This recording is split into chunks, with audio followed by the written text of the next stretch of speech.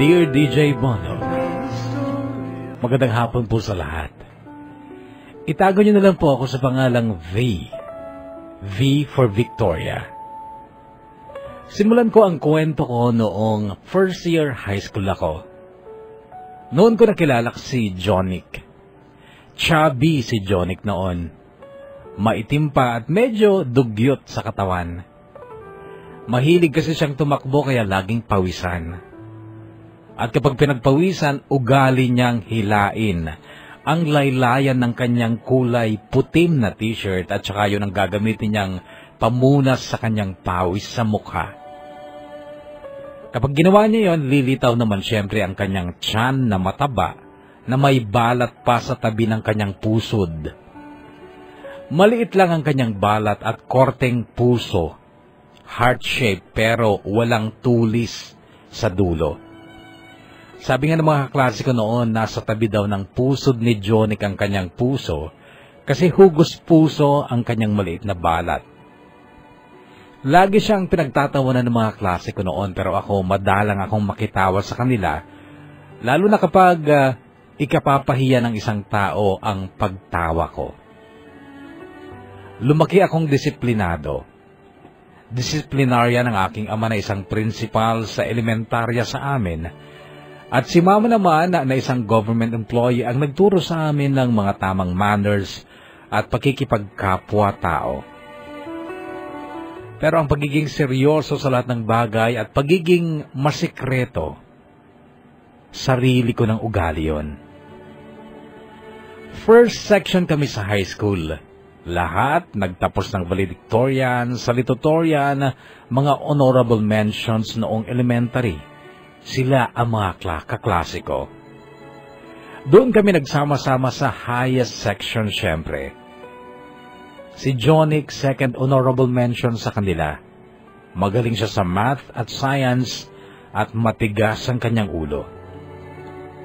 Si Chona Libre ay kaklase ko din. Si Chona Libre ang aming salutatorian noong elementarya kami, pero Pero gaya ng dati ay nagpoprotesta ang nanay niya tuwing closing. Porke daw kasi principal ang papa ko kaya ako ang laging first. Matalino din naman talaga si Chona pero hindi ako papayag na maungusan niya ako kaya nagsunog din ako ng kilay at nagsikap din naman talaga ako. Kaya lang hindi mo talaga maiaalis ang impresyon ng tao na porke principal ang tatay ko, kaya dapat ako ang laging first. Alam kong hangarin ni Chona Libre na talunin ako o ungusan ako nung high school na kami. At syempre hindi ko dapat hayaan yon. Kaya nga nung manligaw sa akin si Kobe, nung first year pa lang kami, si Kobe ang aming class escort, hindi ko siya pinansin dahil gusto kong mag-focus sa pag-aaral ko. Kahit na nga ako o kahit hindi na ako mag-top 1 dahil mahirap gawin yun kasi nga kaklase namin ng mga honor students na galing sa West at North Central School. Okay lang kahit hindi na ako mag-top 1 basta huwag lang akong maungusan ni Chona. Kapag kasi nahulog ako sa kagwapuhan ni Kobe, alam ko mababawasan ang concentration ko sa pag-aaral. Bumarkada naman sa amin si Jonic, hinayaan namin kasi nakakatuwa siya. Kumikero siya, kaya lang may ayaw ako na biro niya. Sinasabi niya sa mga klase namin sa paraang pabiro na girlfriend niya ako. Tuloy ay tinutokso kami at hindi ako natutuwa, kaya iniwasan ko siya. Iniwasan ko si Jonic. Napansin ni Jonic ang pag-iwas ko sa kanya. Kinausap niya ako. Prinangka ko naman siya. Ang sagot niya, biro lang naman yun, V eh. Well, piliin mo ang taong bibiruin mo. At hindi ako nakipagbiroan sa'yo. Sorry. Sabi ulit niya pero tinalikuran ko siya. Ang totoo, deep inside me ay crush ko rin si Kobe. Pero hindi ako pwedeng ma-in love. Pero kahit hindi ako pwedeng ma-in love, gusto ko pa rin, syempre na isipin ni Kobe na wala pa akong ibang mahal. At lalong hindi si Jonic ang lalaking pwedeng magmay-ari ng aking puso. Natapos ang school year na yon ng first year na kami. Masaya ako kasi nasa top 6 ako at top 9 lang si Chona. Na-enjoy ko ang bakasyon noon kasi sa wakas, tigil aral muna. Nagbakasyon kami noon sa lola namin sa Tagaytay pero isang linggo ko lang na-enjoy ang bakasyon na yon dahil sinira ni lola ang enjoyment ko. Nagpatawag siya ng math tutor at iyon, sira ang bakasyon ko dahil nakihati pa ang tutorial class ko sa math. Then sumapit ulit ang pasukan. Nagulat naman ako sa malaking pagbabago ni Chona Libre. Walang duda na ungusan niya ako sa physical features. Ang laki ng itinangkad niya at malaki na rin ang kanyang dibdib, pumuti at gumanda at ang buhok niya rebonded. Ilang segundo siguro akong napanganga nung makita ko si Chona. Hindi niya ako pinansin dahil biglang lumapit si Kobe sa kanya at kinausap siya. Agad namang ngumiti si Chona kay Kobe at tingin ko noon ay nagkakagustuhan sila. Honestly, bagay sila. Si Jonic naman, chubby pa rin nung second year na kami. Halos walang nabago sa kanya, liban lang sa medyo naging seryoson siya. Hindi na siya maingay at hindi na rin gaanong malikot. Isa pang napansin ko kay Jonic, panay ang sulyap niya sa akin. Madalas ko siyang mahuling nakatingin sa akin pero hindi pa rin nanunumbalik ang close namin mula nang iwasan ko siya nung first year kami dahil sa pagbibiro niya sa mga classmate namin na girlfriend niya ako. Hindi kasi ako yung tipong okay lang na binibiro at pinagtatawanan o nagiging sentro ng tawanan. Ayoko ng ganon. Wala yun sa personality ko. Kahit huwag mo na akong kausapin basta huwag mo lang akong biruin ang hindi ko gusto. Okay na sa akin na may isa akong friend at iyon ay si Mercedes. Then nagkaroon ng elections ng class officers nung second year na kami. Si King pa rin ang presidente, vice si Angela, secretary si Micah, treasurer ako at escort pa rin si Kobe at ang bagong muse, si Chona Libre. Dahil doon ay lalo pa silang naging close ni Kobe at ang closeness nila ay medyo nagdulot sa akin ng konting sakit at insecurity kasi nga crush ko si Kobe. Tiniis ko yun at wala akong pinagsabihan kahit pa sa best friend kong si Merced. Ugali ko kasi yun, ang pagiging sobrang masikreto lalo na sa sariling damdamin ko. Actually kahit sa bahay namin, hindi ako vocal tungkol sa feelings ko. Ugali ko ang magkimkim, ang magpigil, ang magsikreto. Pinagbuti ko na lang noon ang pag-aaral ko. At noong matapos ang school year na yon, noong second year kami, maluwang ang ngiti ko. Kasi top 4 ako. Noong sumapit na naman ulit ang pasukan, third year na kami, first day ng klase ay maraming sorpresa, as in nakakagulat na sorpresa. Kasalukuyan naglilinis ng classroom ang mga kaklase ko nung dumating ako at akala ko ay may bago kaming kaklase na lalaki. Nakahubad kasi ng t-shirt ang mga lalaking naglilinis sa classroom.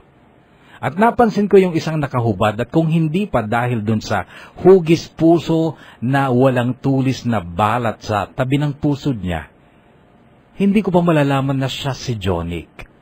Ang laki ng ipinayat niya at ang maganda o gumanda ang kanyang katawan, tumangkad pa. Napansin mo si Jonic? Grabe, hunk na. Tuwang-tuwang kalabit sa akin ni Merced. Paglingon ko kay Jonic na noon ay naglalampaso, napangiti siya sa akin, sabay kindat. Sa totoo lang parang ibang tao na si Jonic noon. Gumapo at naging fresh ang itsura niya na naging simpatiko at hindi ko magawang burahin sa isip ko noon ang pagngiti at pagkindat niya sa akin. Unang Friday ng pusakan, uwian noon at kasabay ko si Merced. Bigla na lang may nagsalita sa likod ko. Ang sabi niya, "V, pwede ba kitang ihatid sa paradahan niyo?" Ganito ang narinig kong salita. Paglingon ko, si Jonic. Parang gusto kong ngumiti noon kaya lang agad kong natandaan na hindi pa kami okay ni Jonic. Kaya hindi ako ngumiti. Sana naman wag mo na akong iwasan, V. Siguro naman sa mahigit 1 taon na hindi mo pagpansin sa akin dahil lang sa simpleng biro ko noon. Dapat naman sana napatawad mo na ako. Humingi ka ba ng tawad? Ganito ang sagot ko. E di hihingi ako. Patawad na. Sana mapatawad mo na ako. Hindi ko nasagot si Jonic dahil kinurot ako ni Merced sa tagiliran sabay sabing, "Huwag ka na magpakipot. Kukuritin kita sa singit," sabi niya. Narinig yun ni Jonic at paglingon ko sa kanya ay nakangiti siya. Yung ngiti niya, iba ang dating sa akin. Parang may magic na pampagaan ng loob at dahil doon ay napangiti na rin ako. Konti. Okay na? Thanks ha. Narinig kong sabi naman ni Jonic habang nakatitig sa mga mata ko. Hindi ko natagalan ng titig na yon dahil parang nakakatunaw ng puso. Hindi ko maintindihan ang sarili ko noon, kapuso. Bakit ganoon ang feelings ko for Jonic? In love na ba ako? Noon nga, kapuso, ay naging close na ulit kami ni Jonic. Every school day, kami ang magkakasama. Noon ko siya lubusang nakilala. Mahirap lang daw talaga sila. 10 silang magkakapatid at siya ay pang-8 at siya din lang ang nakatuntong sa 3rd year high school. Kasi 3rd year pa lang kami noon. Yung ate daw nilang isa ay hanggang 2nd year high school lang, pero all the rest ay elementary graduate lang ang tinapos.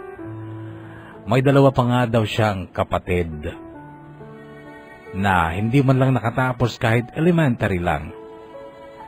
Siya lang daw ang nakakitaan ng talino at interes sa pag-aaral. Ang sabi niya minsan, kung sakasakali, ako lang sa buong pamilya namin ang makakatapos ng pag-aaral. Naawa ako kay Jonic noon. Seryoso kasi siyang magkwento that time at may maturity sa tinig niya. Nung bakasyon nga, napasabak na rin ako sa bukid kaya eto pumayat ako. Sabi niya tsaka tumawa. Tingnan mo palad ko, ang daming kalyo. Sabi pa niya saka ipinakita ang palad niya. Noon ko napansin na ang lalaki pala ng mga daliri niya. E di masakit yan, sabi ko patungkol sa kalyo niya. Hindi naman, pero may ibang sumasakit kapag ginagamit kong palad ko. Sabi niya tsaka tumawa pero hindi ako natawa kasi hindi ko nasakyan ang kanyang biro. Sorry joke lang yun, sabi niya. Anong joke yun? Hindi ko nasakyan. Sensya ka na, mahina ako sa joke. Hindi kasi ako mahilig sa mga joke sabi ko pa. Wala, kalimutan mo na yun. Sagot niya tsaka matamang tumitig sa mata ko nang nakangiti. V, bakit ang ganda mo? Narinig kong sabi niya. Mabilis ko siyang sinagot. Joke din ba yan? Tanong ko. Hindi maganda ka naman talaga Alam mo, ka palang nagsabi sa akin yan, kaya tama. Joke nga yan, sabi ko. Hindi joke to V. Para sa akin, ikaw ang pinakamaganda sa klase natin. Noon ko nakita yung kagandahan mo nung first year tayo. Tapos, lagi na ako nakatitig sa'yo kasi parang nakaka-addict ang pagmasdan ka. Hindi mo lang alam, V. Tuwing Sabado tsaka Linggo, lalo na kapag bakasyon, hinahanap-hanap ko ang mukha mo. Hinahanap-hanap ko ang kagandahan mo.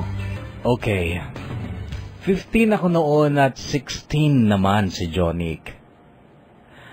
Mahal ko na siya. Kasi maraming nabago sa akin since maging close kami ni Jonic. Ayaw ko dati ng taong mabaho.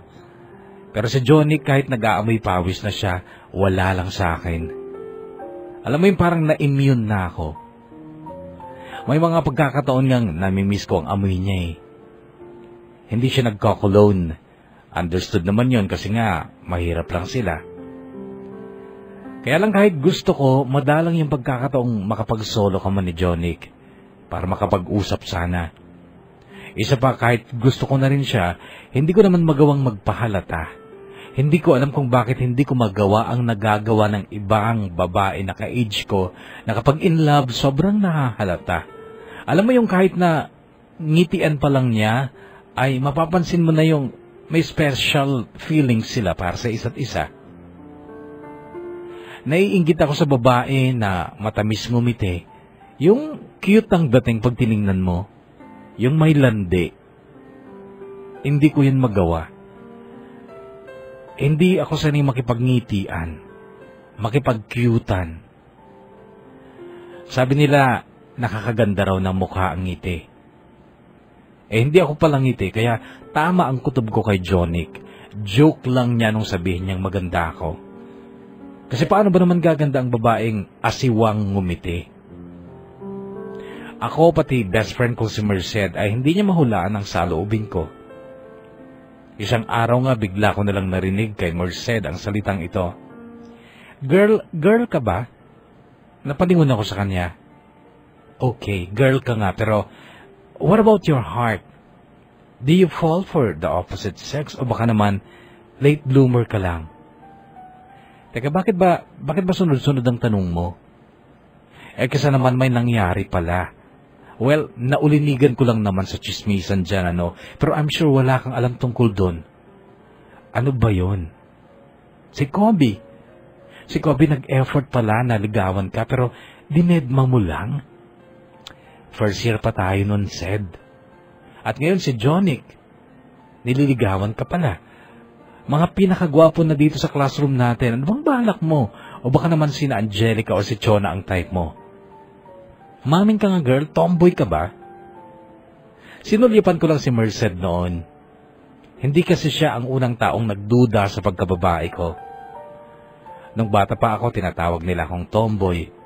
Matigas daw kasi ang kilos ko at wala akong arte sa katawan. May butas nga ang tenga ko pero wala namang hikaw at alam ko din na hindi ako masyadong kilos babae at hindi ako maganda. Kaya lang muli ko pa rin narinig ang mga salitang ito mula kay Jonic isang araw. Hi beautiful, bati niya sa akin tsaka tumabi. Wala pa kaming teacher noon. Nagjo-joke ka na naman, casual kong sagot. V, ang tawagin kitang beautiful ay hindi joke. Sagot niya. Jonic, alam mong hindi ako maganda. Kaya tigilan mo ko, okay? Yun nga maganda sa'yo, V eh. Hindi mo alam na maganda ka. Napalingon ako sa gwapong mukha ni Jonic. May laman kasi ang kanyang salita at gusto ko ang laman nun. Napaka-natural mo, V. That's why you're beautiful. Sabi pa niya. Tumigil ka nga, Jonic, okay? Nakakahiya kapag may nakarinig sa'yo na tinatawag mo akong beautiful. Ayan si Angelica, si Chona, si Grace. Sila ang tawagin mong beautiful dahil sila ang beautiful at hindi ako. V, ikaw ang totoong beautiful. Jonic, stop it, okay? Gusto mo bang iwasan ulit kita? Madiing tanong ko. Sorry. Pero V, sinasabi ko lang totoo para sa akin. Mahinaong sabi niya pero tumayo ako bigla at iniwanan ko siya. Alam kong sinundan na lang niya ako ng tingin pero ako, hindi ko na siya ulit nilingon. Hindi kasi ako komportable sa ganon. Nakikipagkulitan tungkol sa bagay na ayaw kong mangyari o gawin. Nagbasa na lang ako ng notes ko noon pero bigla na lang may kamay na naglatag ng 1/4 sheet of paper sa ibabaw ng notebook ko. Na binasa ko at pag-angat ko ng mukha ko ay nakita ko si Jonic. Wala siyang ngiti at agad ding umalis sa harapan ko. Binasa ko ang nakasulat sa 1/4 sheet at ganito ang nakasulat. You are so beautiful, naturally beautiful. You are far beautiful than the ones you thought are beautiful. You don't know that you're beautiful makes you beautiful. You are beautiful, V, and I love you. Nakikita ko noon ang sarili ko, magaling ako. Magaling akong mag-plastic. Magaling akong magtago ng damdamin ko. na itatago ko ang kilig. Kinikilig ako kay Jonic pero itinatago ko at alam kong kaplastikan yon. Kaya lang hindi ko kasi kayang tingnan ng sarili ko gaya ng ibang babae na kapag kinilig, matamis ang ngiti at hindi yun naaalis sa kanilang labi. Kung minsan yung iba titili pa, hindi ko kayang maging ganon. Tumitili ang puso ko pero ako lang ang nakakarinig noon at hindi mo makikita ang kilig sa mukha ko. Simpleng gown lang ang suot ko ng JS namin at hindi ako sumali sa kotilyon. Si Jonic totally hindi sumali, hindi nag-attend ng JS. Hindi ko siya nakita ng JS. Si Carlo ang first dance ko, isa sa mga klasikong hindi naman gwapo pero napakagaling mag-drawing. Natapos ang school year na yon ng third year kami, nasa top 4 pa rin ako. Sumapit ulit ang bakasyon, naging busy kami sa pagluluto ng pagkain at merienda ng mga trabahador dahil nagpa-renovate si Papa ng bahay namin nung bakasyon. Boring ang bakasyong yon sa akin pero enjoy para kay Merced na best friend ko. Katext ko siya everyday nung bakasyon at yon kinukwento niya sa akin ang manliligaw niyang si Stefano na estudyante sa private school at may kaya. Then, first day ng klase nung fourth year na kami, nagulat ako kay Merced. Nag-bloom siya bigla. Ang laki ng iginenda niya. Best dahil ba yan kay Stefano? Tanong ko sa kanya. Pwedeng ganun girl? Gaya rin ni Jonic, may abs na. At malamang dahil yun sa'yo. Abs? Si Jonic? Andito siya kanina. Naglinis nga kami ng room eh. Umuwi lang siya sandali kasi nadumihan ang damit niya. Alam mo girl, sobrang sexy ni Jonic. As in may 6 packs talagang abs niya. Tuwang-tuwang sabi ni Merced pero hindi ako nagpakita ng reaction. Alam ko kasing nakatitig sa mukha ko si Merced at pinakikiramdaman niya ako kung makikinig ako sa kinukwento niya. Hanggang sa magsalita siya. Alam mo, tomboy ka talaga, no? Hindi ka ba lang naapektuhan sa mga kinukwento ko? Said, ano ba naman sa akin kung may abs si Jonic? Dapat ko bang ikatuwa yun? My goodness, V. Natural lang naman sa ating mga babae ang kiligin sa ganun, ano? Pero obviously sa aming mga babae lang pala. Because the doubt is getting bigger na ikaw ay isang lesbiana. Hindi na lang ako umimik noon kapuso pero nung mga sumunod na araw, naghintay ako ng pagkakataong makita ko nga ang abs ni Jonic. Nag-grouping ng cleaners sa classroom. Hindi ko kagrupo si Jonic pero sinadya kong pumasok sa classroom noong time na naglilinis sila. Kaya lang hindi nakahubad si Jonic noon. Naka-t-shirt siya ng black. Nagstay pa rin ako. Hanggang sa nakita kong hinila na ni Jonic ang laylayan ng kanyang t-shirt niya upang siyang ipunas sa pawisan niyang mukha. Ugali kasi niya yun noon pa. At yun nga, paghila niya ng laylayan ng t-shirt niya, lumitaw sa paningin ko ang kanyang abs. Tama si Merced. May 6 packs nga si Jonic. Ngumiti ang kalooban ko dahil muli ko ring nakita ang kanyang balat na hugis puso sa tabi ng kanyang pusod. Wala pa ring tulis ang hugis puso niyang balat. Agad ko ring iniwas ang tingin ko nang ibaba ni Jonic ang t-shirt niya. Kaya lang bahagya akong nataranta nang biglang may magsalita sa likod ko. Babae ka naman pala eh, pero plastic nga lang. Si Merced ang nagsalita. Kitang-kita ko kung paano matitigan ang abs ni Jonic eh. Ang lagkit mong tubitig pala kapag walang nakatingin sa'yo ah. Pero from afar, pinagmamasdan kita girl at gusto kong umamin ka. Gusto mo rin si Jonic, di ba? Pinagnanasahan mo rin siya, di ba? Hindi ko gusto ang mga narinig kong yun kay Merced kaya't binara ko siya. Said, shut up, okay? Hindi lahat ng babae kagaya mo, ibahin mo ako. Pagkasabi ko noon ay iniwanan ko siya.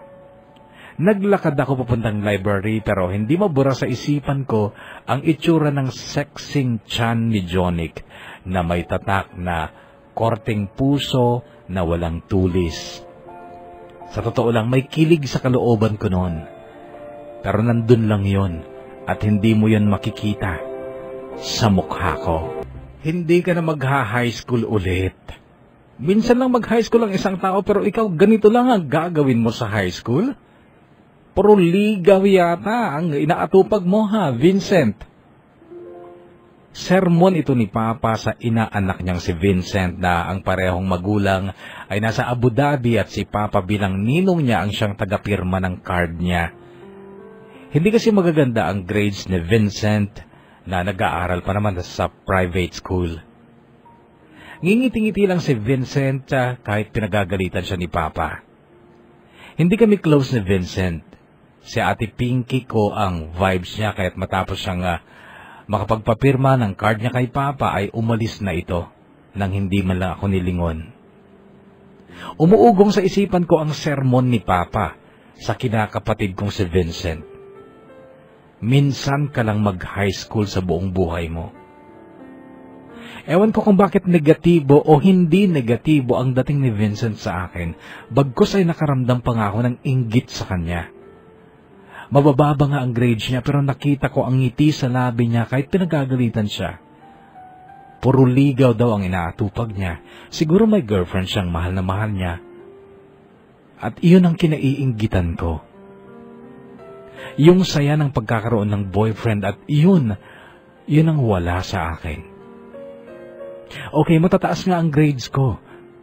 Pero 4th year na ako, 0 pa rin ang love life ko.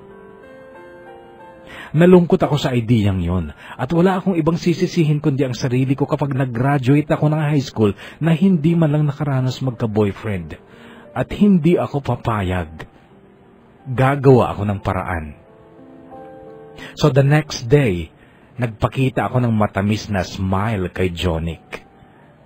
Kaya lang ang gago, hindi ako sinukulian ng ngiti. Disappointed ako pero nag-try ulit ako nung hapon na. Uwian na noon. Nginitian ko na naman ulit siya. Ngumiti din siya pero halatang ngiting gawa-gawa lang, hindi natural. Kaya ang sabi ko, fake naman yung smile mo. Nakakapit ako nun sa braso ni Merced at naglalakad kami palabas ng gate. Sumagot si Jonic.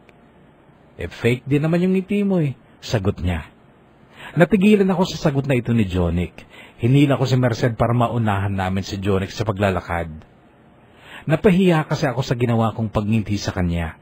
And obviously, hindi yun effective at nakakalungkot yun. Nakaka-bad trip.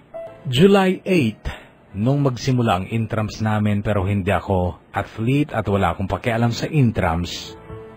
Kinabukasan, July 9, biglang nagyaya si Merced. Birthday daw ni Stefano na boyfriend niya na noon at gusto niyang mag-picnic kami sa farm nila Stefano. Chaperon ako, ganon, chaperon.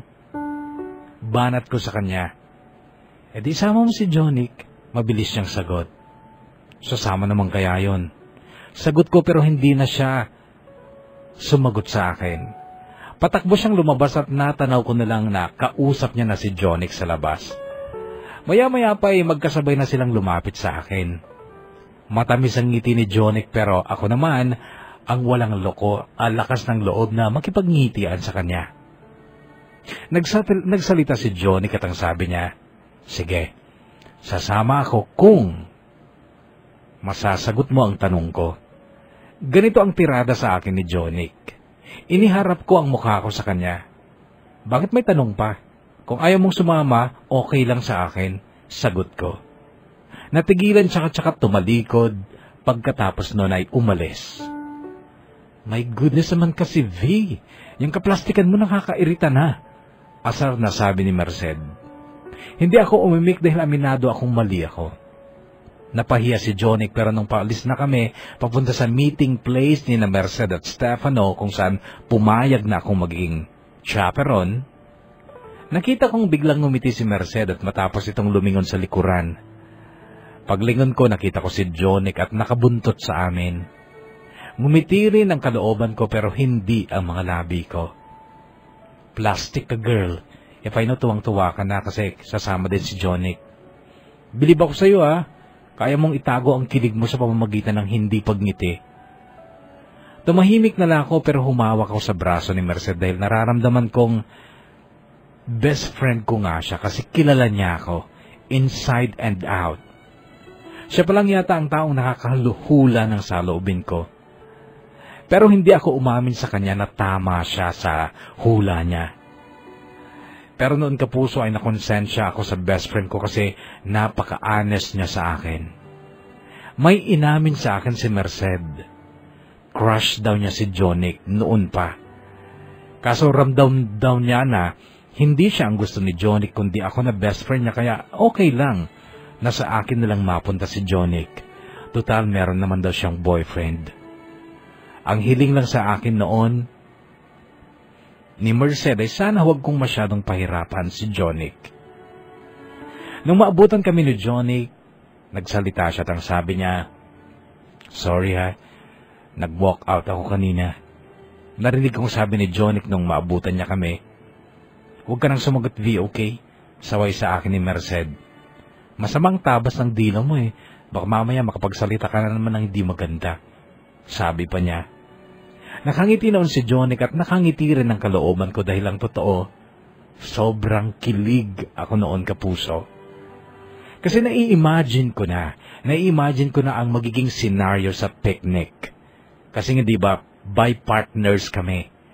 Sina Merced at Stefano at kami naman ni Jonic. Higit pa sa inaasahan ko ang saya na nangyari sa picnic. The place was perfect. Sa farm ni Stefano ay may malawak na pastulan ng baka. Tapos may kubo sa tabi ng sapa. Kubo na walang dingding, may sahig lang na kawayan at kugo ng bubong. Naligo si Stefano at Jonic sa sapa.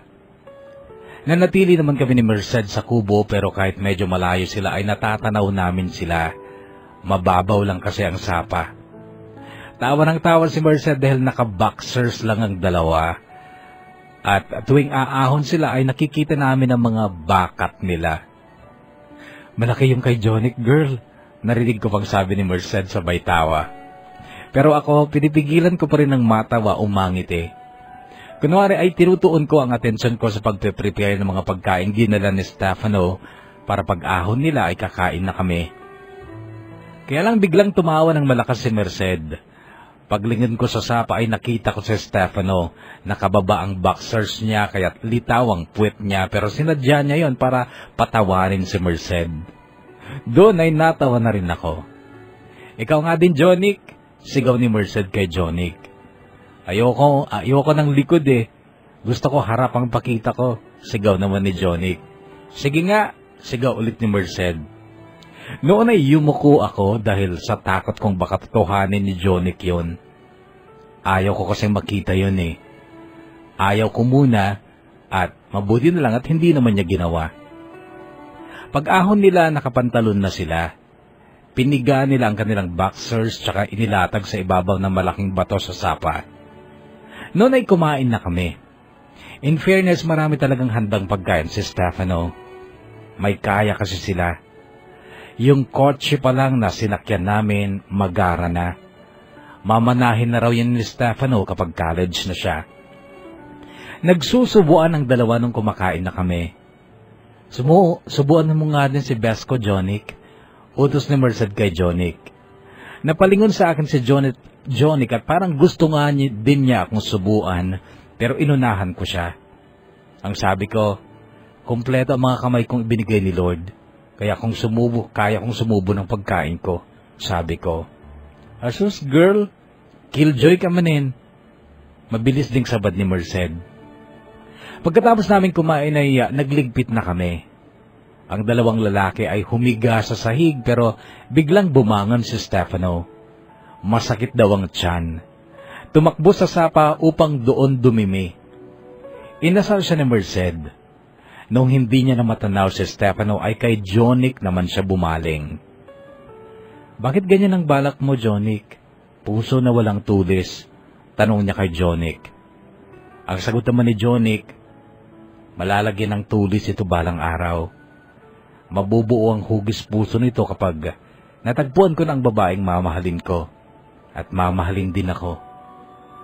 Nakangiting sagot ni Jonic.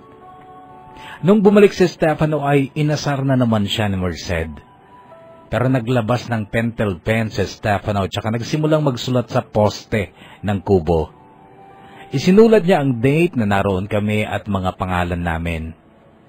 "Pahiram nga tol," sabi ni Jonic kay Stefano. Inabot naman ni Stefano ang pentel pen kay Jonic. Nagsalita si Jonic. "Isang letra lang ang kailangan para mabuo ang puso ko," sabi niya. Inabot niya sa akin ang pentel pen. At ang sabi niya, "V." Pakisulat nga ang letter V dito sa dulo ng balat ko.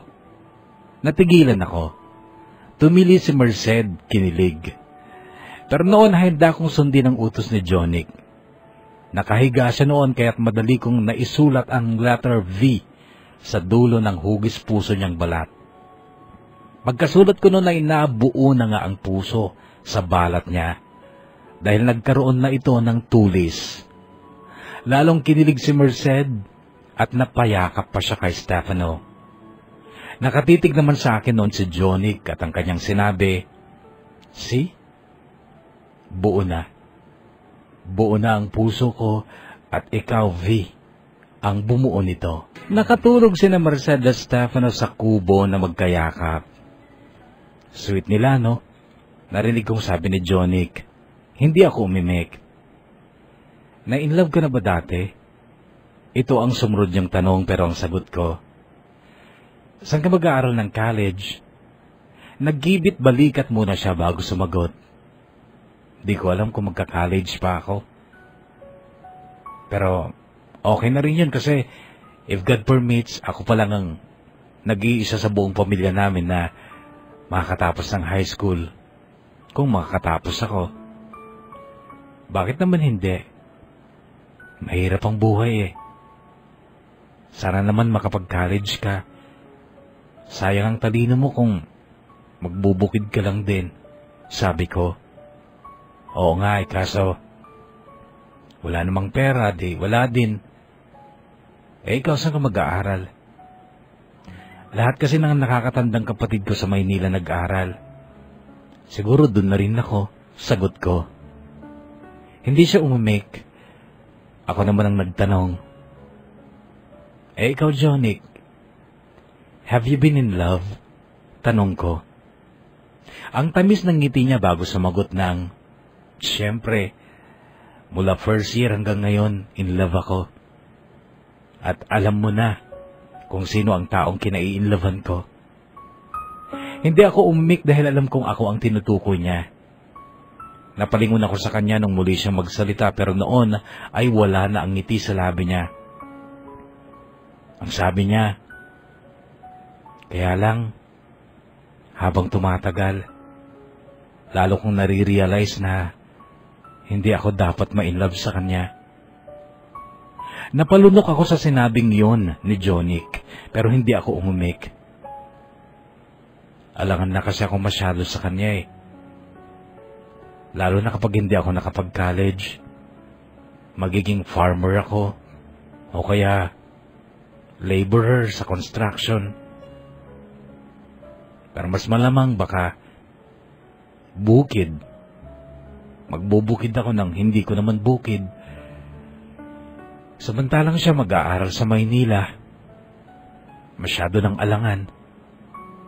Hindi pa rin ako umimik pero umiiyak na ang puso ko noon.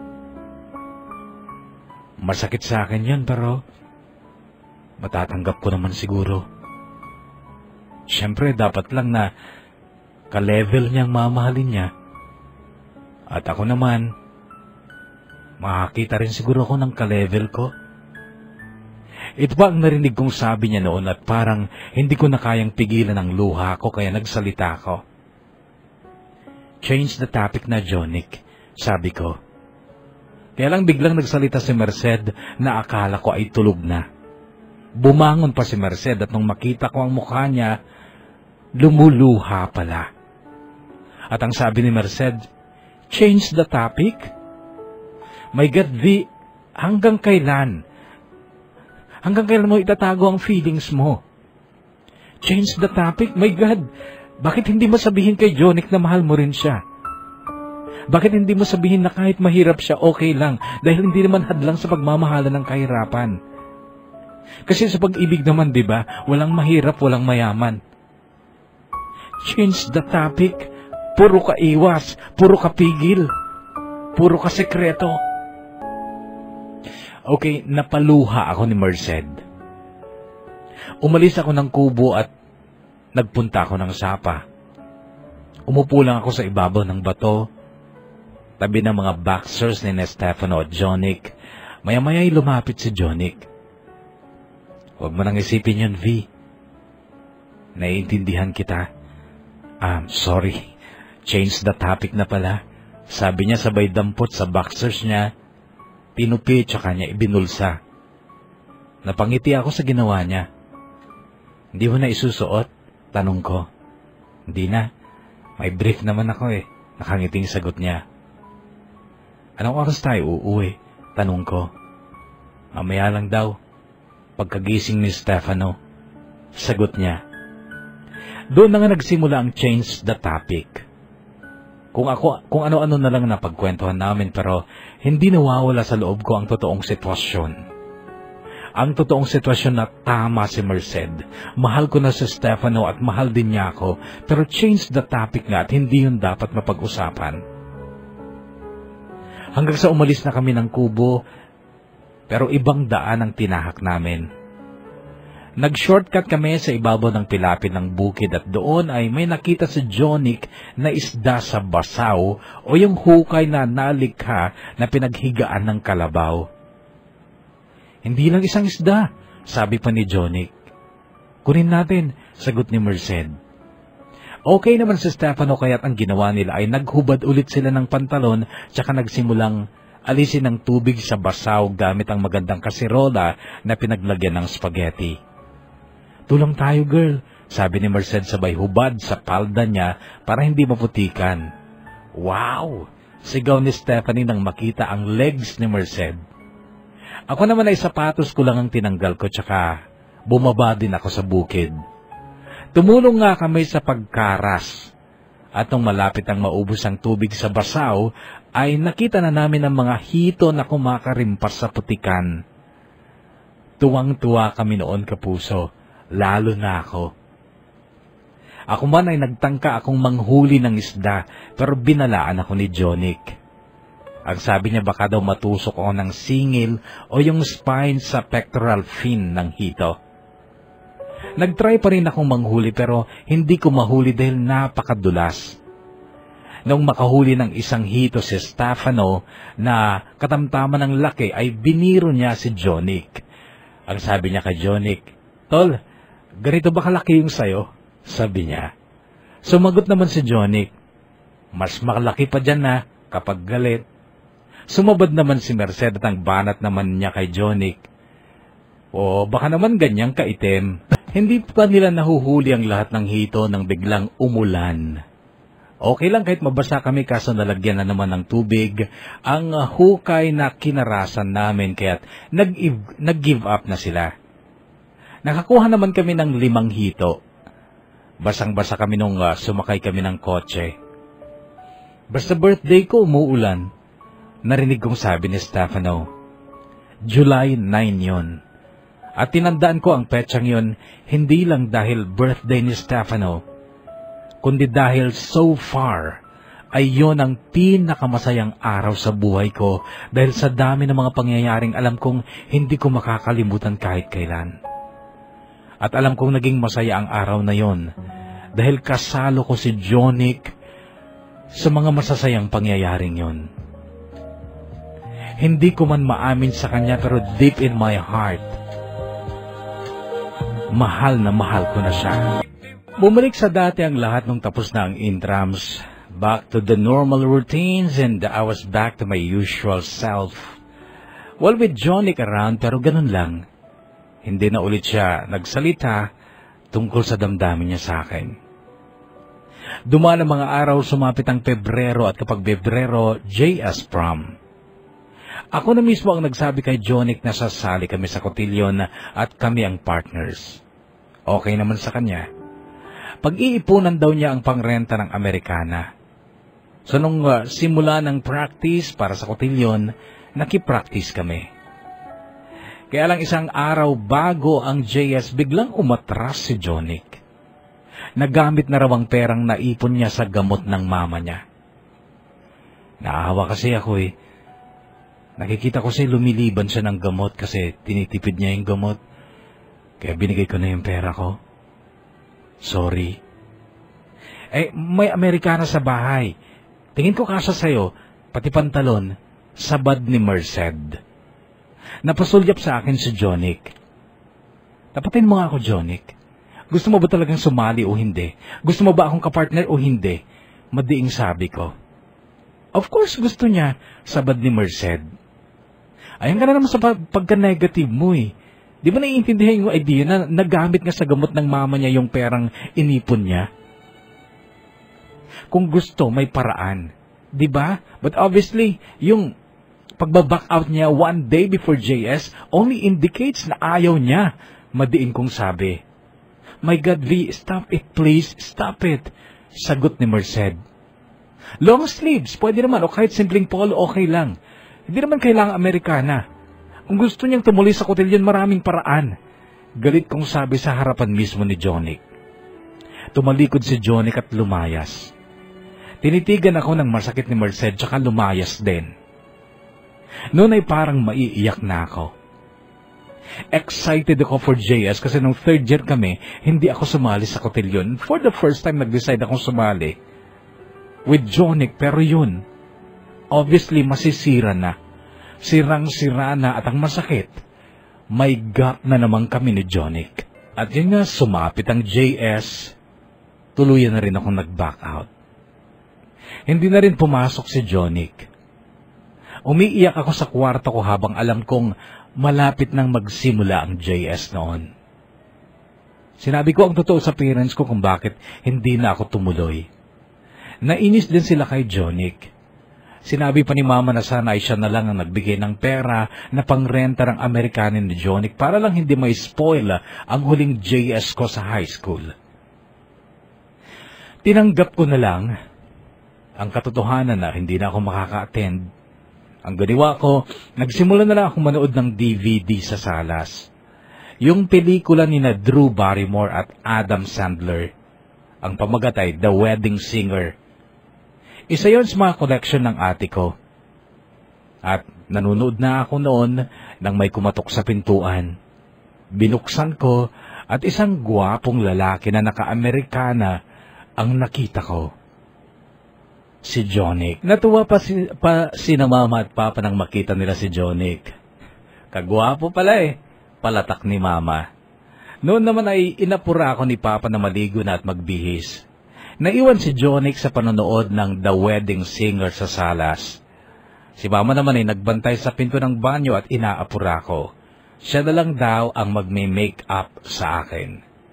Kaso ang tagal ng proseso ng make-upan dahil hindi naman sanay si mama. Nung tumanaw ako sa salas, tulog na si Papa sa sofa at si Jonic ay engrossed naman sa panunood ng pelikula. Mahigit 1 oras akong nagbihis.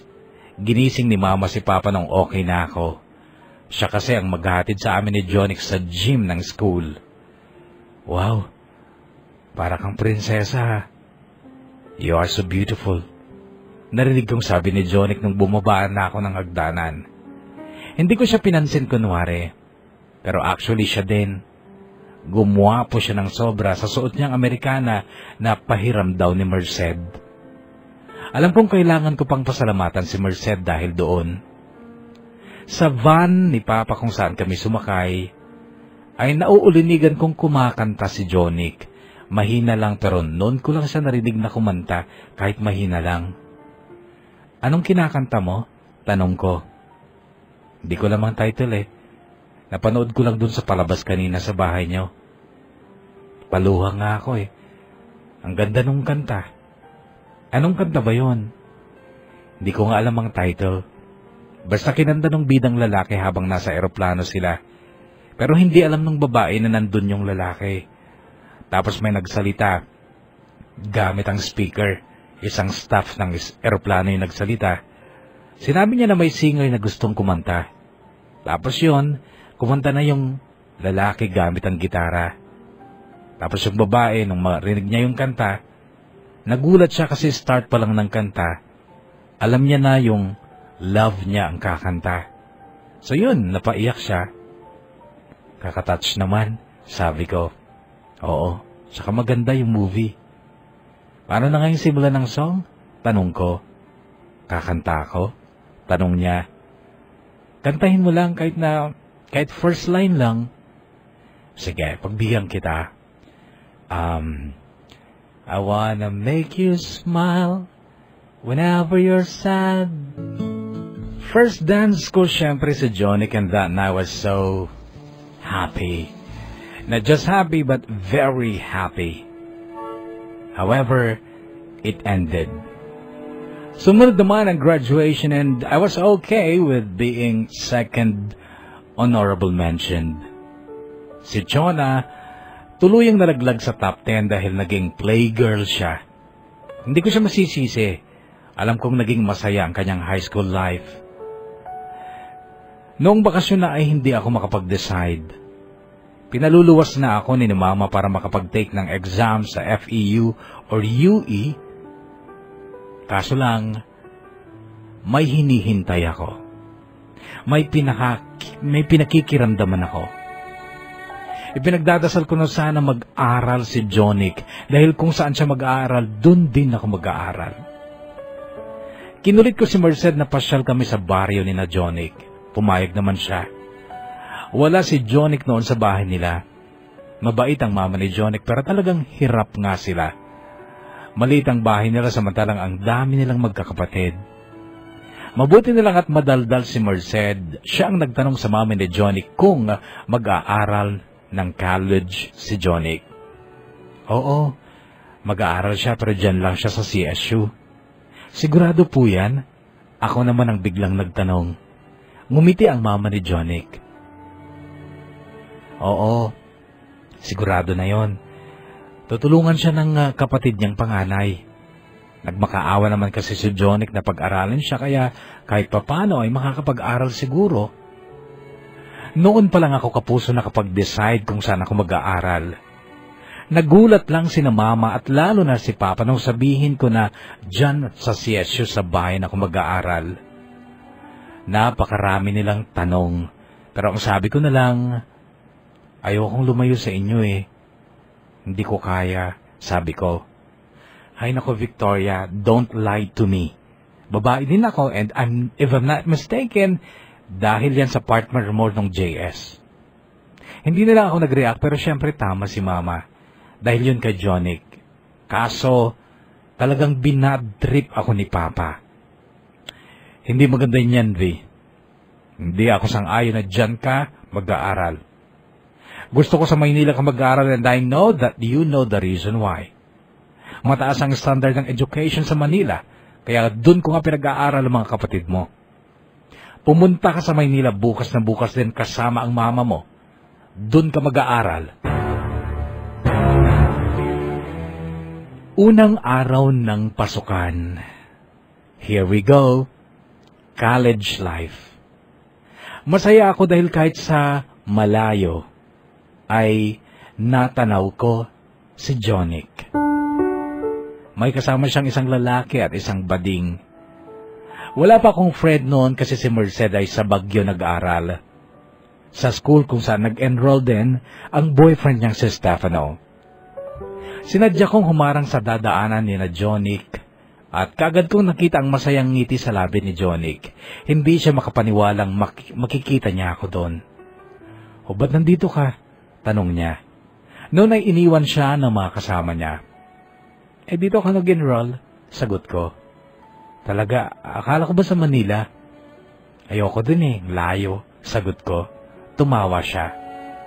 Halos hindi ko maialis ang tingin ko sa mukha niya.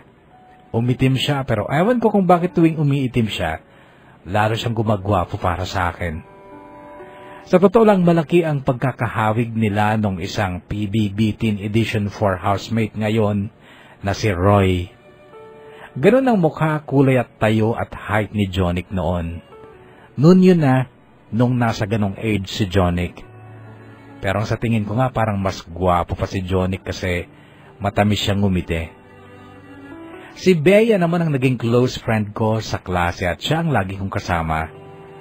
Kaso namimiss ko ng sobra si Merced noon dahil sa pagkaprangka niya. Yung ingay niya, wala kasi yun kay Bea. Mahinhin at tahimik si Bea. Si Bea ang kasama ko nung hapong yun sa waiting shed, malapit sa school. Malakas ang ulan noon pero may humintong van at sumakay na si Bea. Naiwan ako pero may mga kasama akong ibang estudyante na hindi ko kilala. Mga nag-aabang din ng sasakyan o nagpapatigil ng ulan. Nang biglang may dumating, tumatakbo upang sumilong din sa waiting shed. "Uy, nandito ka pala," sabi niya. Si Jonic. "Basa ka na oh," sabi ko. Hinubad niya ang polo niya. Wala siyang sando. Doon ay lumantad ang kanyang abs pero hindi ko tiningnan. Kaya lang napansin ko ang balat sa tabi ng kanyang pusod. Parang buo naman na. May tulis na. Dahil doon ay sinulyapan ko ulit. Buo na yan. Permanente na yung tattoo na letter V dyan, sabi niya. "Pinatuto mo?" tanong ko. "Oo. Para sa ganon, hindi na nabubura. Gaya lang ng pagmamahal ko sa'yo ang tattoo sa balat ko. Forever na yan. At hindi na mabubura kahit kailan." Gusto kong ngumiti noon pero pinigilan ko. "July 9 ngayon, no?" sabi ko. "Tama. Si Steph, no? Pag birthday nga niya, umuulan," sabi niya pero iba ang itinakbo ng alaala ko. Doon sumasayang sandali sa farm ni na Stefano last year. Kakanta kaya ako para tumigil ang ulan. Narinig kong sabi ni Jonic. "Sige, kumanta ka. Pero wag mong lakasan na. Nakakahiya eh." "Okay. Sige, kakanta ako para sa'yo. I wanna make you smile whenever you're sad." Kami na lang ang naiwan ni Jonic nang may dumating na van ulit. At nagsakayan ng mga kasama namin sa waiting shed. Lumakas palalo ang ulan at umanggi sa kinatatayuan namin kaya't naupo kami sa concrete bench ng waiting shed. Nung nakaupo na kami, napapitlag ako ng hawakan ni Jonic bigla ang kamay ko. Doon ay nagkatitigan kami. Damang-dama ko ang malakas na pagkabog sa dibdib ko. Mula nung first year tayo, mayroong 3 salita na gusto kong bigkasin sa'yo, sabi niya, habang nakatitig sa mga mata ko. "V, I love you." Noon ay napangiti na ako. Ngayon ko lang nakita ang hindi fake na ngiti sa labi mo, V. Ibig bang sabihin niyan, mahal mo rin ako? Noon ay parang naumid ulit ang dila ko sa pagsagot. "Oo, sabihin mo lang na oo, madali lang yun, V. Oo, sabihin mo," sabi niya. "Oo," sabi ko. Noon ay lalong tumamis ang ngiti niya pero ang paglapit ng mga labi niya sa labi ko ay hindi ko napaghandaan. Pero nung madama ko ang pagsayad ng labi niya ay pumikit na lang ako. Pumikit na lang ako pero parang nabibingi ako sa lakas ng pagkabog ng dibdib ko. Hindi ko ma-explain yung sarili ko. Halos hindi ako nakatulog kinagabihan at nadamay si Merced sa puyat dahil nagte-text kami tungkol sa pagsagot ko kay Jonic. Kahit hindi ko nakikita si Merced ay alam kong kilig na kilig siya sa naging eksena namin ni Jonic. Pero nakakalungkot dahil hindi man lang nagtagal ang kilig na yon. Kinabukasan sa school, sa gate pa lang, nakita ko na si Jonic kasama ang isang lalaki at yung baklang si Rydon na kakaklase ko. So hinintay ko sila. "Hi," bati sa akin ni Rydon. "Hi," bati ko rin pero kay Jonic ako nakatingin. At walang kangiti-ngiti si Jonic. Tinanong ko siya, "Okay ka lang? Magkakilala kayo?" Tanong ni Rydon pero mabilis ang sagot ni Jonic. Oo. Classmate ko siya nung high school." Ganun ang sagot ni Jonic. Parang umugong yun sa utak ko, classmate nung high school. Pinilit kong ngumiti. Then sabay na kami ni Rydon na naglakad papuntang classroom namin. Ano mo si Jonic? Tanong ko kay Rydon. Humiwalay na kasi sina Jonic kasi iba ang department nila. Bali uncle ko siya. Papa ko, panganay nilang kapatid. Ah, yes. Pamangkin niya ako pero mas matanda pa ako ng 9 months sa kanya. Kwento ni Rydon. Masakit pa rin sa akin ang ginawa ni Jonic noon. Bakit hindi niya nasabi sa pamangkin niya na GF niya ako? Bakit kailangan niyang itago? Nawala ako sa focus sa mga klase ko that day at sinikap kong makausap si Jonic nung matapos ang araw na yon.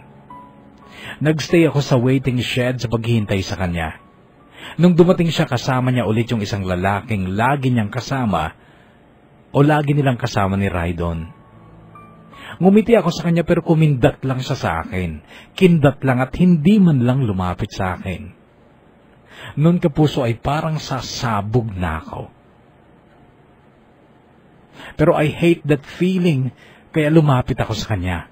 At ang sabi ko, can we talk? Ano ba yun? Nakangiting sagot niya sabay sulyap sa kasama niya. Tayo lang pwede, sabi ko. Noon ay nagpaalam siya sandali sa kasama niya. Lumipat kami sa isang waiting shed. Noon ay hindi na ako nagpapaligoy-ligoy pa. Anong nangyayari, Jonic? Mahirap bang sabihin kay Rydon na GF mo ako? Oo, V. Mahirap. Bakit? Mahabang kwento pero... Sorry, V. Naguguluhan lang ako. Naguguluhan? Bakit? Yung tatay ni Rydon, kapatid ko. Sa kanya ako nagmakaawa na pag-aralin niya ako pero ang kondisyon, aral lang. Walang GF. Kapag nalaman ni Rydon na may GF ko, magsusumbong yun sa tatay niya. Pati yung kasama ko si Marlon. Magsusumbong din yan. Sorry, V. Pero sana naman maunawaan mo ako. Pero kung hindi mo ako maintindihan, okay lang. I-break mo ako kung gusto mo. Noon kapuso ay tumulo ang luha ko habang nakatitig sa mukha ni Jonic habang nagpapaliwanag siya. Pero sandali lang yun dahil humakbang ako palayo sa kanya at nung may dumaang tricycle ay sumakay ako. Sa loob ng tricycle ay lalong lumakas ang pag-iyak ko. Wala na akong makitang kulay sa paligid ko sa mga sumunod na araw. Pati pag-aaral ko nag-suffer na. May mga pagkakataong nakakasalubong ko si Jonic sa school. Alam kong nakatingin siya sa akin. Nung una inaasahan ko na lalapitan niya ako, susundan niya ako at kakausapin. Pero nabigo ako. Hindi siya lumapit. Hindi niya ako kinausap. Ang sakit. Ang hirap. Alam ni Merced kung paano ako umiiyak tuwing gabi kapag nagtatawagan kami. Ang gusto ni Merced, mag-adjust ako for Jonic. Okay lang naman daw na itago namin ang relasyon namin.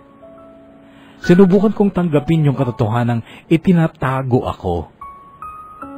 Kaya ko naman kahit masakit. Pero everyday, as in araw-araw, naghihintay ako sa paglapit ni Jonic. Yung kakausapin niya ako at sasabihin niyang itago muna namin ang relasyon namin for 4 years. 4 na taon, okay lang. Pero kapuso, hindi naman siya lumalapit. Parang pinanindigan niya ang pag-iwas niya sa akin. At hindi ko yun kinaya.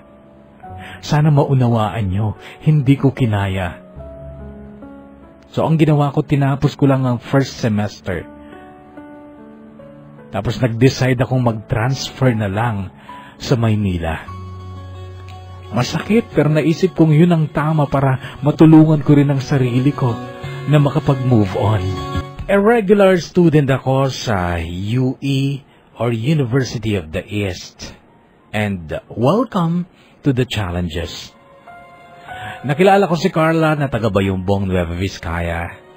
Classmate ko siya sa 4 na subject. Siya ang naging best friend ko sa UE. Matalino si Carla, napakaseryoso sa pag-aaral. Marami daw siyang pangarap at una na doon ang iahon ang pamilya niya sa kahirapan. Nahawa ako kay Carla. Aral, aral, aral, aral. Tuwing July 9, pinapansin ko kung uulan o umuulan. Kapag hindi umuulan, tinetext ko si Merced na nasa Baguio pa noon. Tinatanong ko kung umuulan.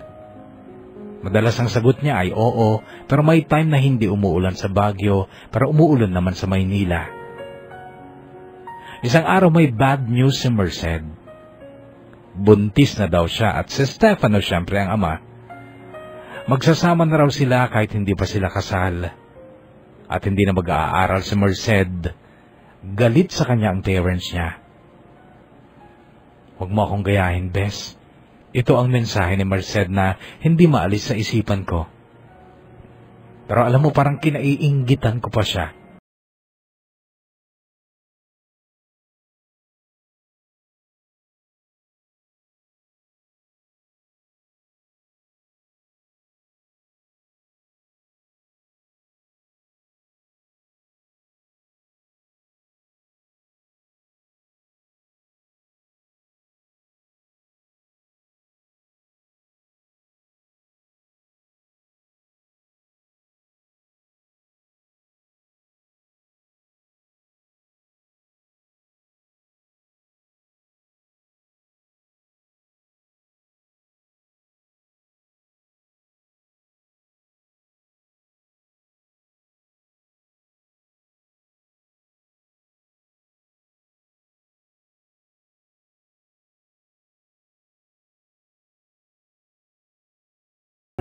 Sa Maynila.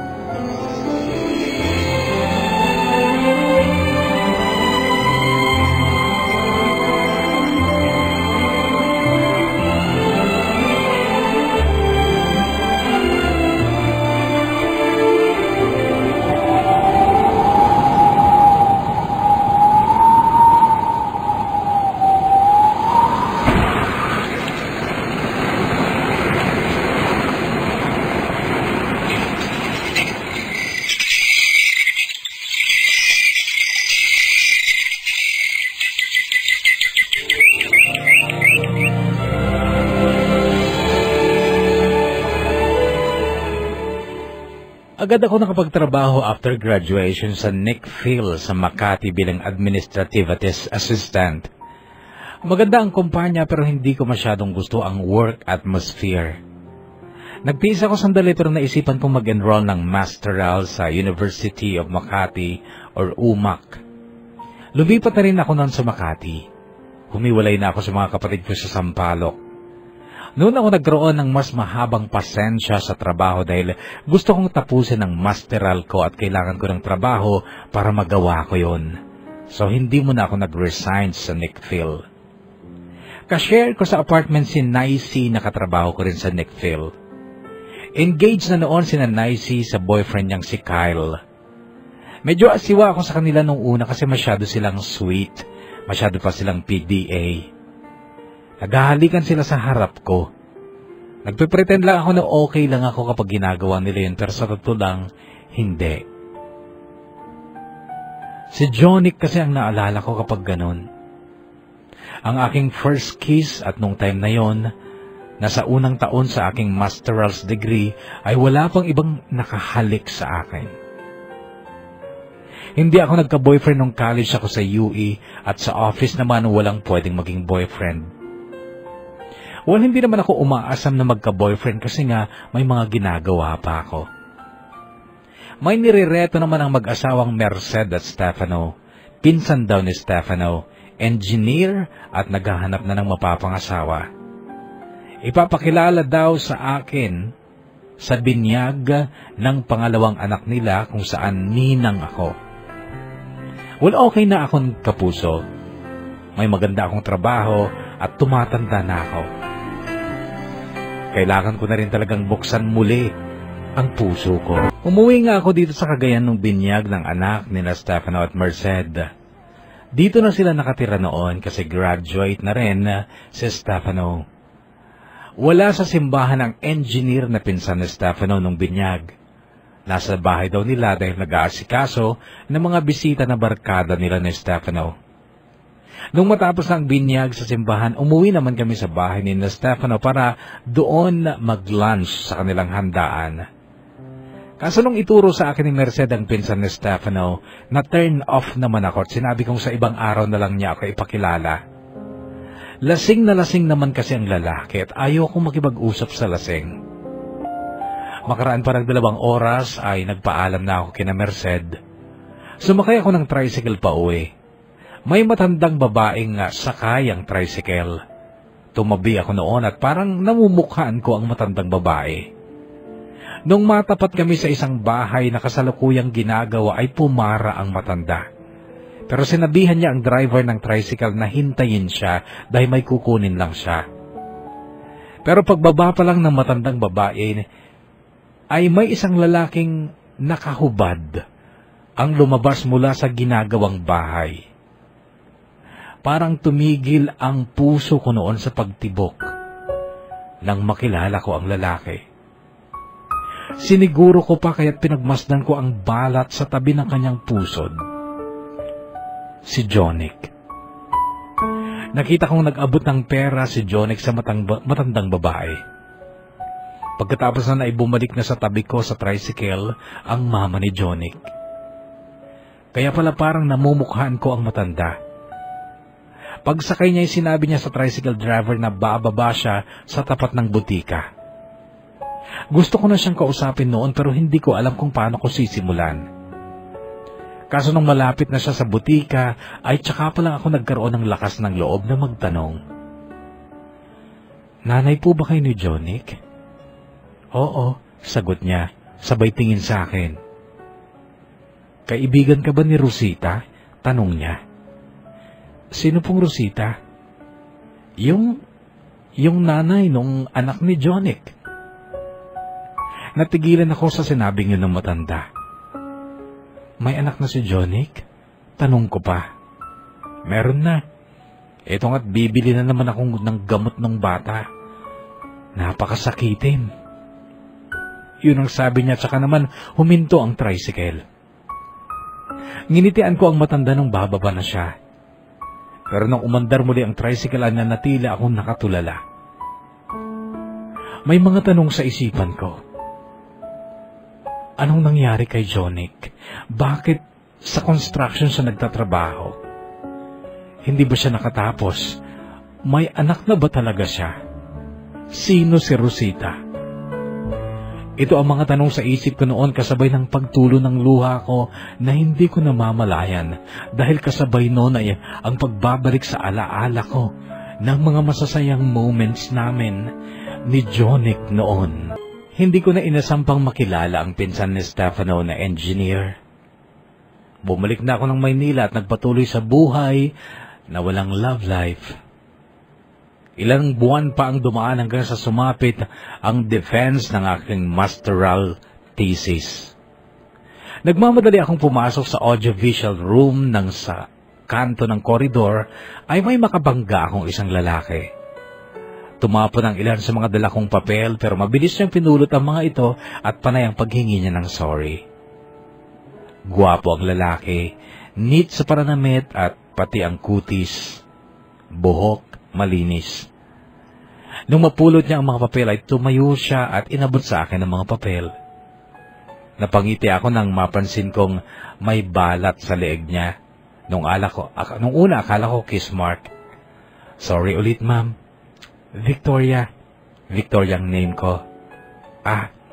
Alfie. Ako naman si Alfie. Nice meeting you, Alfie.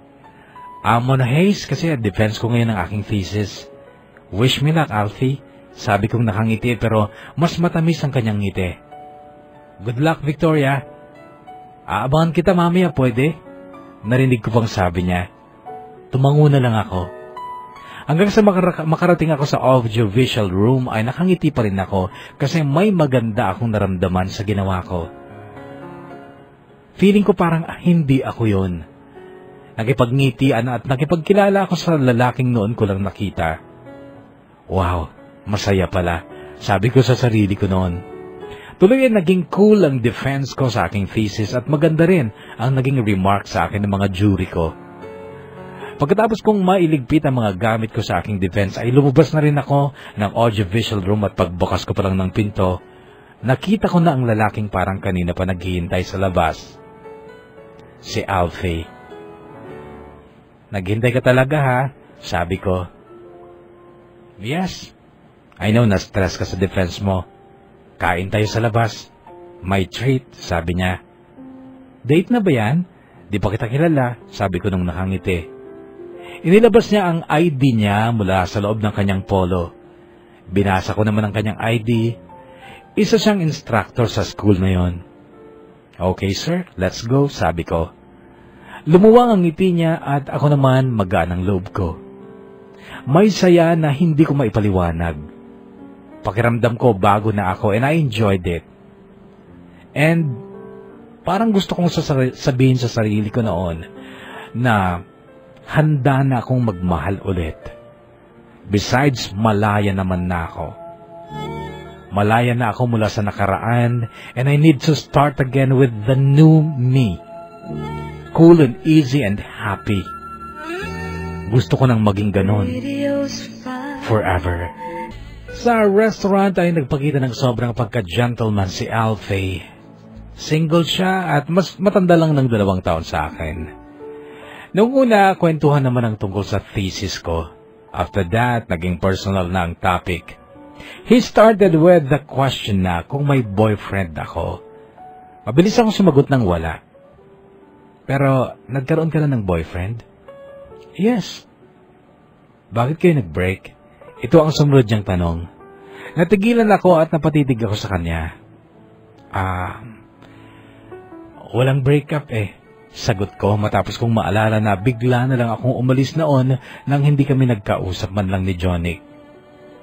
So, walang closure ang relationship nyo, sabi niya. May asawa at anak na siya ngayon, sagot ko. Pero tinangay ng isip ko ang maaaring mangyari kung nag-usap man lang muna kami ni Johnny bago ako nag-transfer ng Manila. Hindi kasi siya lumalapit noon at hindi lang ako nag-effort para kausapin siya. Ano nga kayang nangyari kung nag-usap muna kami?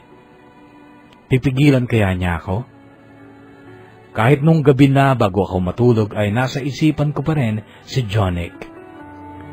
Well, Alfie was nice pero wala akong maramdamang spark or anything special sa kanya sa ilang oras naming magkasama. Gwapo siya, neat, matalino, pero bakit ganon? Tinext ko si Merced at nagkwento ako about Alfie. Sinabi kong gwapo at matalino si Alfie pero wala akong maramdaman sa kanya. Ang sabi naman sa akin ni Merced, kaya nga may ligawan, di ba? Magpaligo ko sa kanya till ma-develop ka. Paano kung wala pa rin akong maramdaman kahit matagal na siyang nanliligaw? Di bastidin mo at maghintay ka ng ibang lalaking magpapatibok talaga sa puso mo. Naisip kong tama si Merced. Sabi pa niya, bata pa naman daw ako at hindi raw ako dapat magpakadesperadong magka-boyfriend. Enjoy lang daw muna ang pagkadalaga ko. One thing na hindi niya masyadong na-enjoy kasi nga maaga siyang nag-asawa. May politika sa opisina at hindi ko yun gusto. Nakaka-stress sa mga katrabaho ko kaya't naghanap ako ng ibang mapapasukan. Hanggang sa sinabi ni Papa na may hiring sa kumpanya ng kumpare niya dito sa Tuguegarao. Pinadala ko ang resume and other documents ko. Dinala yun ni Papa sa kumpare niya. The next day, tumawag sa akin ang kumpare ni Papa. At ang sabi niya, mag-resign ka na dyan. may magandang position sa'yo dito. Mainit ang tugigiraw nung lumipat ako dito buwan ng Mayo. Sobra pero magaan ang atmosphere sa opisina. Masayahin ang mga tao pati ang mga bosses namin. Sa boarding house ko naman, okay din. Kumuha lang muna ako ng room muna kasi medyo mabigat sa budget ang apartment. Then every weekend umuwi ako sa amin kasi sobrang nai-enjoy ko ang mag-alaga sa baby na pamangkin ko. Anak ng panganay namin. Buwan pa lang ng June, matindi na ang pag-ulan. Pero July, nung ma-stranded ako sa isang waiting shed matapos akong bumaba sa van. Galing ako ng Tugigaraw noon at naka-uniform pa ako nung umuwi ako sa amin. Kailangan ko kasing mag-tricycle pa uwi ng bahay pero malakas nga ang ulan. May mga tao sa waiting shed na binabaan ko nung bumaba ako ng van pero hindi ko sila pinansin. May humintong van, may sumakay na dalawa. Pero pakiramdam ko ay may 2 o 3 tao pa sa likod ko at ramdam ko ang isa na lumapit sa akin. Hindi ko nilingon pero nagsalita siya. At ang sabi niya, July 9 ba ngayon? Huh? Johnny? Nginitian ko si Jonic nung makarecover ako sa pagkagulat ko. Kumusta na ma'am? Narinig kong sabi niya. Okay lang sir, sagot ko naman. Ngumiti siya. Yung ngiting yun so far, ang pinakamatamis na ngiting nakita ko sa buong buhay ko. Ngiting noon ay parang nagpapaluha sa akin. Madungis ang suot ni Jonic noon pati ang mga kasama niya. Hula ko yung mga kasamahan niya yon sa construction. Maya-maya pa ay may humintong tricycle at tinawag sila ng driver. Sumakay ang 2 kasama ni Jonic pero siya ay nagpaiwan. Ang sabi niya sa akin, samahan mo na kita dito ma'am hanggang sa makasakay ka, sabi niya. Tinitigan ko siya. Gusto ko siyang yakapin. Gusto kong kalimutan ang katotohanang may asawa at anak na siya. Parang gusto kong bumalik sa nakaraan. Sana pwede pa hanggang sa hindi ko namamalayang may luha na sa mata ko. At nakita niya yon at ang sabi niya, huwag kang umiyak ma'am. Naiiyak na rin tuloy ako. Ma'am ang kanino ko pa narinig na tawag niya sa akin.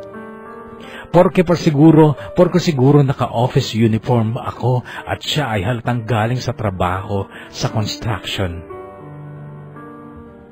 Anong nangyari sa'yo, Jonic? Hindi ka ba nakatapos? Mahabang kwento pero oo, hindi ako nakatapos. Nung mawala ka, tumigil na rin ako. Ano? Nung umalis ka sa CSU, huminto na rin ako. Bakit? Nung mag-iwasan tayo, sobra akong nahirapan.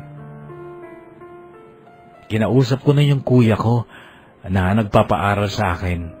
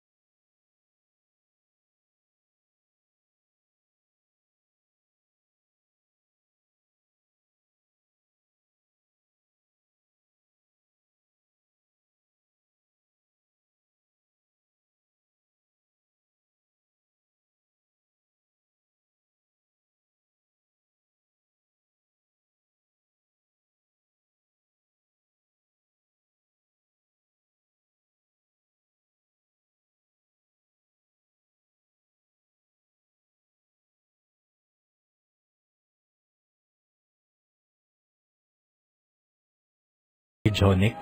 Yan ba ang gusto mong sabihin? V, inasahan kong mauunawaan mo ang kalagayan ko.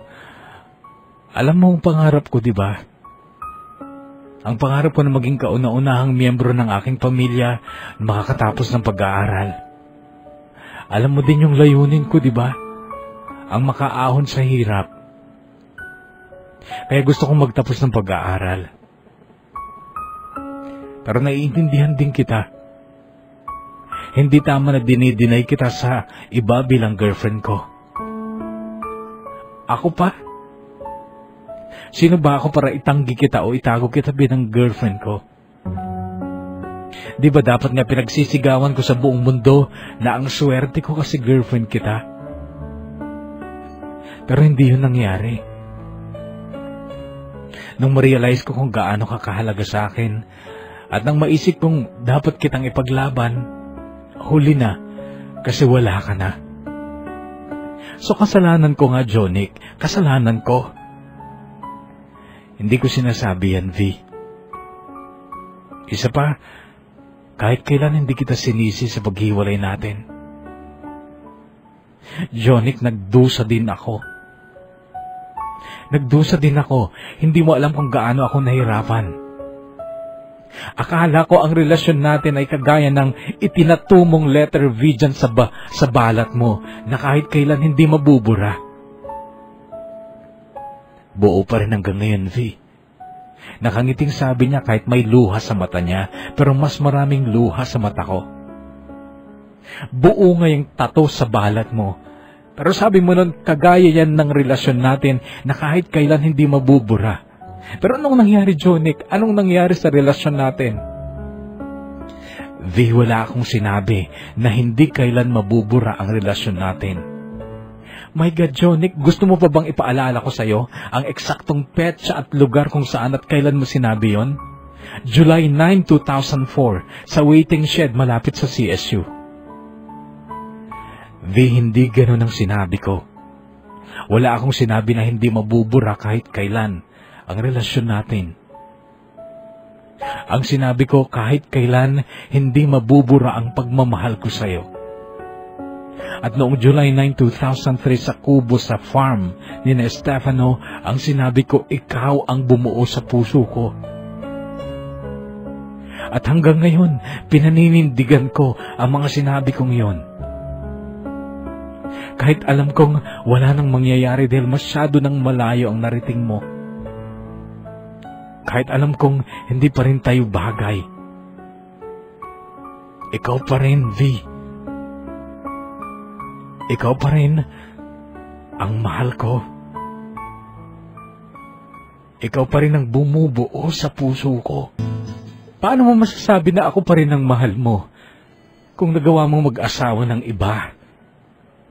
Lumuluha pa rin ako nung tanungin ko ito kay Jonic pero napangiti siya sa tanong na yon. Hindi ako nag-asawa, V.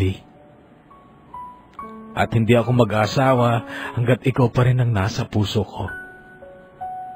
Kapag nabalitaan kong nag-asawa ka na, siguro mag-aasawa na rin ako.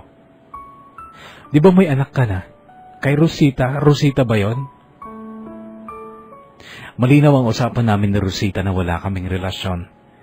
Dahil hindi ako pwedeng magmahal ng iba, alam niya yon. Umuwi siya sa bahay, inakit ako pero sa tuwing gagawin namin yon, sinasabi ko sa kanya, hindi ko siya pwedeng mahalin. Nabuntis siya pero matapos manganak umalis. Iniwan niya sa akin ang bata. At ngayon, may asawa na si Rosita. Ikinasal na siya sa isang matandang binata. So wala ka pang asawa? Wala pa. Pero madali lang maghanap ng katapat ko, V. Madami dyan. Matalim nang naging titig ko kay Jonic. Muli niyang sinugatan ang puso ko dahil sa gusto niyang tumbukin na hindi ako ang katapat niya. Ano bang katapat mo, Jonic? Anong klaseng babae ba ang sinasabi mong katapat mo? Yung simple lang. Siguro yung tipong katulong o kaya sales lady sa palengke. Yung kagaya ko rin na hindi nakatapos ng pag-aaral. Yung babae na hindi ako maaalangan. Noon kapuso ay mahina na ang ulan. Ambon na lang at may tricycle na parating. Sige, Johnny. Good luck na lang sa paghahanap mo ng katapat mo. Sabi ko tsaka ako lumakad palabas ng waiting shed upang parahin ng tricycle.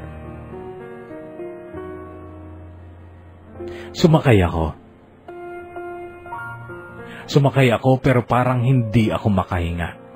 Hindi ako mapakali. Parang gusto kong sumigaw. Mahal na mahal ko si Jonik pero bakit ganun? Bakit hindi ako bagay sa kanya? Bakit may problema sa katayuan namin sa buhay? Buisit! Di ko napigilang sigaw sa loob ng tricycle. Kasunod nun ang pag-agos ng masaganang luha mula sa mata ko. Napaligon sa akin ng driver at nagtanong, "Ma'am, okay ka lang ba?" Hindi ako okay. Ibalik mo doon sa waiting shed. Bilisan mo. Utos ko sa kanya. Nadatnan ko si Jonik na nakasandal sa poste ng waiting shed. Nakatingin siya sa kawalan. Bumaba ako at sinugod ko siya at sinampal ko siya. Gulat na gulat siya pero ang pangatlong sampal ko ay sinangga niya at kay bilis na mga labi niyang lumapat sa mga labi ko. Kinontrol din ng kanyang kanang kamay ang bato ko kaya't kahit nagpupumiglas ako'y hindi na ako makaalagwa pa. Hanggang sa ramdam kong humupa ang galit ko na parang bagyong biglang huminto at namayapa. Yun ay nung maramdaman ko ang mainit na halik ni Jonik sa mga uhaw kong labi. Hanggang sa maramdaman kong nasa magkabilang pisngi niya ang dalawang palad ko habang magkalapat pa rin ang mga labi namin. Pinilit kong isantabi ang katayuan namin ni Jonik sa buhay dahil kahit papano ay may question na ang isipan ko kung tama bang ang isang kagaya ni Jonik ang pakakasalan ko. Well, sinunod ko ang puso ko na siya namang ayaw magpatahimik kasi sa akin. Nagsusumigaw ang puso ko noon na si Jonik at wala nang iba ang tamang lalaki para sa akin kaya pinagbigyan ko ang aking puso at kami nga ni Jonik ay nakasal sa huwes. Ako ang nagdesisyong sa huwes lang kami makasal at piling-pili lamang ang mga bisita. Nakilala niyo naman po siguro ako o anong klaseng pagkatao ang meron ako mula sa simula ng aking sulat. Hindi ako pasosyal, hindi ako ilusyonada. Gusto ko simple lang at ayaw ko ng center of attraction ako. Hindi ko talaga ma-imagine ang sarili ko na naka-wedding gown ng magara at ako ang pinagmamasdan ng lahat ng tao. Ayaw ko ng ganon. Kahit ang aming kasal ni Jonik ay parang bahagi lamang ng isang napaka-ordinaryong araw sa tanggapan ng isang hukom. Ang mahalaga ay legal na kaming mag-asawa.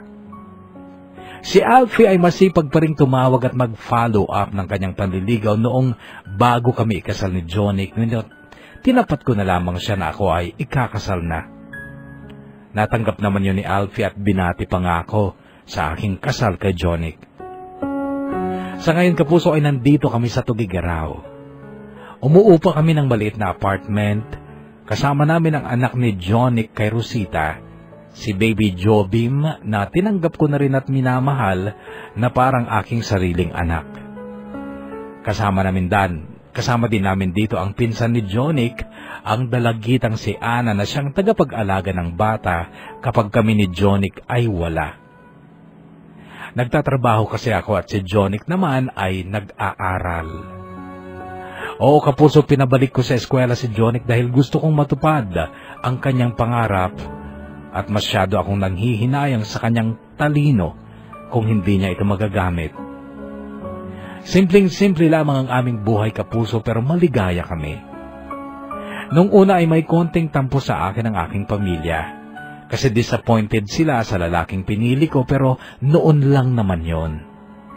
Ngayon ay lubusan na nilang nauunawaan na mahalaga ang pag-ibig upang maging maligaya ang buhay ng isang tao.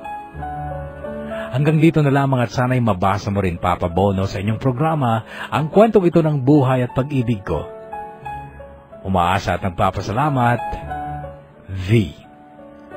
P.S. DJ Bono, nais ko lang marinig ang inyong pananaw tungkol sa pagpili ko kay Jonic, samantalang may isang Alfie namang naghihintay noon sa akin. Hindi naman po sa nagsisisi ako sa aking desisyon, pero sa tingin nyo lang, tama bang puso ko talaga ang sinunod ko sa aking pagpili ng mapapangasawa? Gumagalang at nagpapasalamat, Victoria.